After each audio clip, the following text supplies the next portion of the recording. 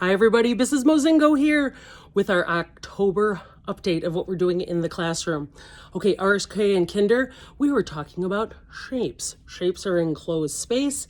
Here's my favorite, we talk about the scrappy bin, how no scrap left behind, right? So we start to use scraps and they start to animate these scraps in lots of different ways. And I have like little eyes and things that I've drawn out. So it's really great for gluing skills, cutting skills, and using a Sharpie for fine tips.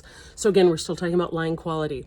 Okay, first grade, here's what we're doing. It's not that, it is clay. We're continuing to work on different clay processes. What is clay? What is a slab roller? Line qualities, things like that. But then they're starting to put lines and textures in the surface of clay, which will then fire, watercolor, and then do with a clear coat of Mod Podge. Usually takes white earthenware clay about 3 days to dry, 1 day, 24 hours to get fired. Our kiln, we've got 2 at Minnewaska. They go up to about 1800 degrees. Okay, grade 2, they are working on, they're being inspired by Saul Steinberg, who was a cartoonist from the New Yorker. We're practicing with texture first, and then we're starting to work on these underground drawings. We looked at the Disney short Burrow, which you probably have seen, fantastic Mr. Fox, looking at things that live underground, the seasons changing. So things that go underground, why might they go underground, be dormant, things like that. But we're all about texture and showing visual texture versus actual texture. And texture is how something feels or looks to the touch. Here we go. Grade 3. Here we go. We are again continuing our work with architectural drawings. Kiddos are, a lot of times we're not using materials but once a year, things like that. So we're just practicing lines, shapes, and textures with watercolors. If you can believe it, I got some neon watercolors and they're going loco for them. Okay, so check it out. So we did some architectural sketches. We put some on some final watercolor paper and drawing them out with Sharpies and then painting them.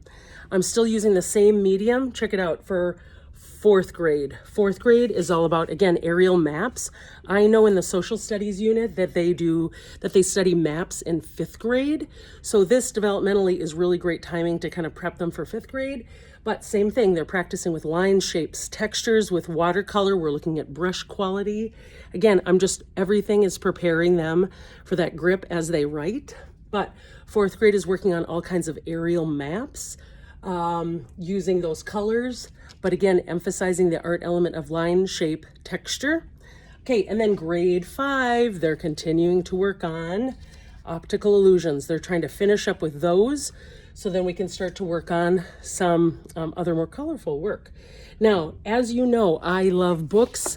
I love books, and literacy is really important to me. So I wanted to show you a couple books that I've been reading at the very end of class. 3rd grade, The World Is Not a Rectangle by Zaha Hadid, paired with Prairie Boy, the story of Frank Lloyd Wright. So that's really specific to the architecture lesson. Now for 2nd grade, here's what I'm going to be reading. The Digger and the Flower, talking about excavators. Okay, kids they go crazy for that particular unit. Over and Under the Pond. I'm reading this one too, so they can look at what's above the ground, below the ground. And then a new one I'm adding into the rotation, Sidewalk Flowers. Personally, this is one of my all-time favorite family books as well, but check it out. There are no words. It's just about reading the pictures, making inferences, educated guesses on what's coming next. Because we talk about readers are leaders, I'm trying to do this with K1, 2, 3 at the end of each class time. 4th and 5th, guess what? They still like to be read to, but we're gonna start that soon. And then as always, how full is your bucket? At school, we talk about we all have an invisible bucket above our heads.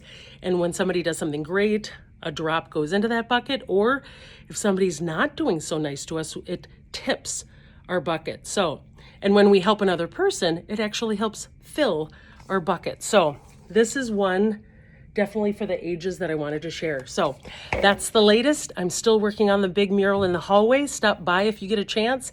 Otherwise, drop me a line. I look forward to seeing you soon. Take care. Bye.